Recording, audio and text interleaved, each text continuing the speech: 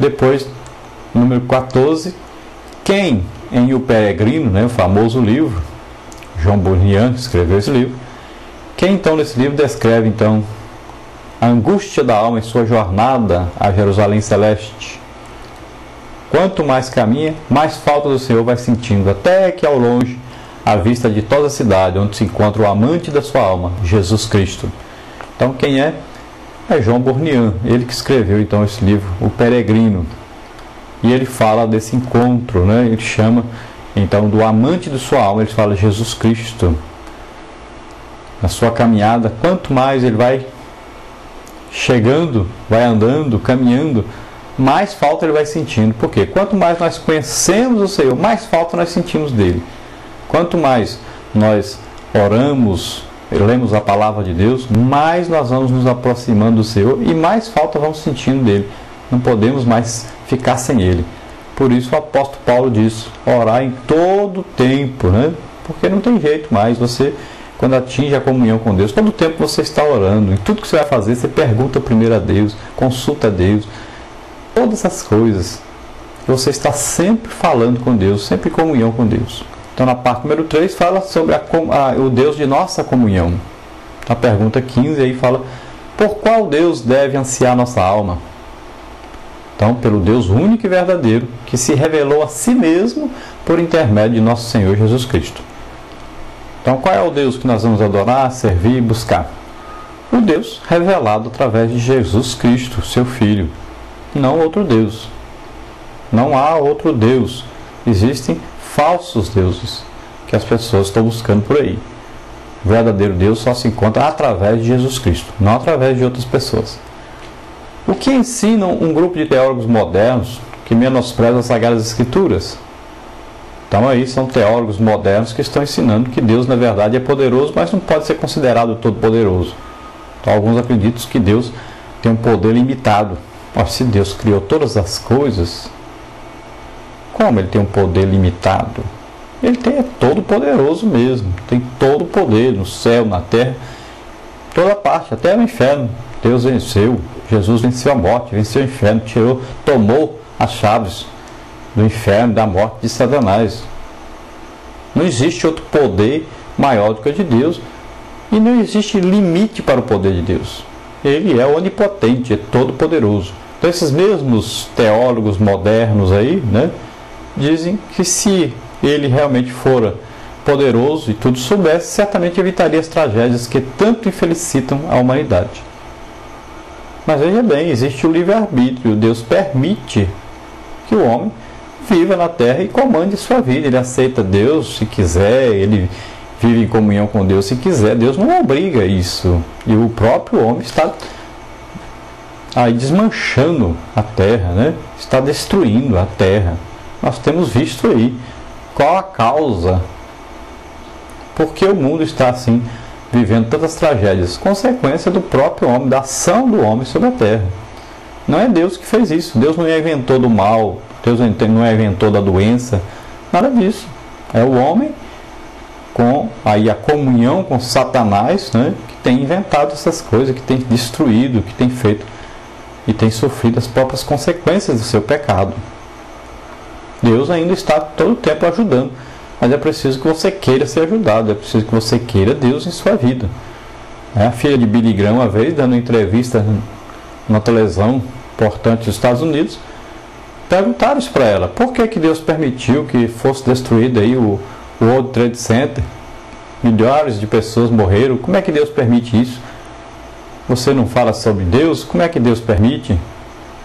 Então ela disse: olha, nós tínhamos aí a leitura bíblica nas escolas, nas universidades. Vocês não disseram para tirar, que era proibido, não impediram? Nós tínhamos aí igrejas espalhadas por todo lado. Vocês não começaram a fechá-las, a perseguir o povo de Deus? Vocês não vivem dizendo para Deus sair da vida de vocês? Vocês não tiraram a Bíblia dos colégios, não tiraram os crentes dos colégios? Vocês não estão aí cada dia mais impedindo que tem que diminuir o som das igrejas? As igrejas não podem mais pregar o evangelho na rua? Vocês não perseguiram a vida inteira Deus e estão dizendo, insistindo que Deus saísse da vida de vocês? Ele saiu. Por que vocês estão reclamando?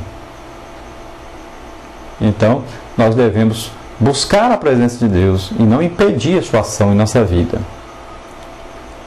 Feliz a nação cujo Deus é o Senhor Jesus Cristo que morreu por nós. E feliz é a nação que reconhece isso e busca isso. Na pergunta número 17 fala: pelo que os atos de Deus são movidos? Então, os atos de Deus são movidos pelo mais puro, elevado e sublime amor, o legítimo amor, o amor desinteressado, o amor que não busca, não visa receber nada em troca. Deus nos ama de uma tal maneira que deu o seu próprio Filho para morrer por nós na cruz do Calvário. Número 18, que lecionam alguns dos sectários do teísmo aberto. Então, o que essas pessoas lecionam, ensinam? Eles ensinam que Deus, às vezes, é incapaz de penetrar nos recônditos de nosso livre-arbítrio, por ser-lhe este um mistério. Então, eles acham que Deus não pode penetrar em nossa mente, não sabe o que nós pensamos. Isso é uma coisa absurda, é falta de conhecimento da palavra de Deus, falta do conhecimento de Deus. Quantas vezes você vai orar e Deus fala com você, lhe revela os mais profundos segredos da sua vida. Ele sabe de tudo, conhece tudo, sabe até quantos fios de cabelo tem na nossa cabeça. É a falta de conhecimento do homem que o faz afirmar essas coisas absurdas, né? Número 19 aí, para completar: não será nenhuma liberdade libertária que haverá de impedir o nosso Deus de sondar as mentes e os corações. Olha, veja, por exemplo, Apocalipse 2:23. E ferirei de morte a seus filhos, e todas as igrejas saberão que eu sou aquele que sonda as mentes e os corações, e darei a cada um de vós segundo as vossas obras. Então Deus está dizendo aí que Ele sonda as mentes e os corações. Olha, Deus ainda, a palavra de Deus nos diz que Deus penetra até a divisão da alma e do espírito, né? Veja bem que coisa maravilhosa. O Salmos 139:1 diz: Senhor, tu me sondaste e me conheces.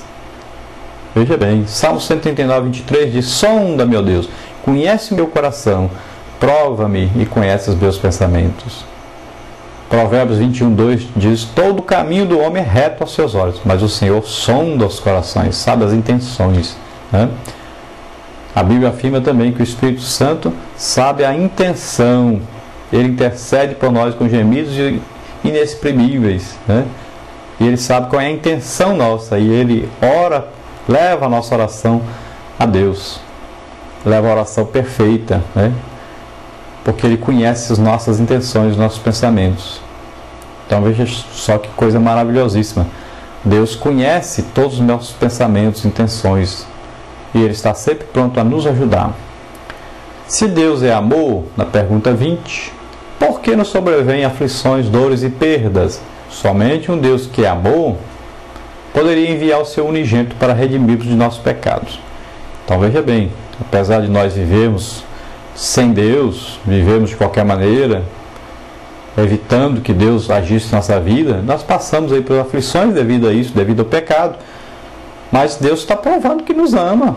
Ele enviou o seu próprio Filho para morrer por nós, e todo aquele que o aceita é perdoado e é aí retornado à comunhão com Deus que deveria haver sempre, né? Disse Jesus: se alguém quer vir após mim, negue-se a si mesmo, tome cada dia a sua cruz e siga-me. Na Bíblia não existe promessa dizendo: aceita Jesus e acabou a aflição, você vai ficar rico, nunca mais vai ficar doente, não vai ter problema mais. Não existe isso na Bíblia. Jesus diz: no mundo tereis aflições, mas não se preocupe, eu venci o mundo e vocês vão vencer também. Nossa vida aqui é passageira, aí 80 anos, no máximo aí 120. Nós estamos falando de Deus. Deus é eterno, nós vamos viver eternamente com Deus. Isso aqui é passageiro. Passamos por aflições de vez em quando. Não é o desejo de Deus, mas são consequências da nossa vida aqui no mundo. Então, se você roubou, matou, você vai para a cadeia. Não quer dizer que você agora aceitou Jesus, não pode ser preso mais. Não. Ah, você quando era jovem, bebia, fumava, passava a noite na rua, sua doença chegou. Não é Deus que mandou. Você está passando por aflição.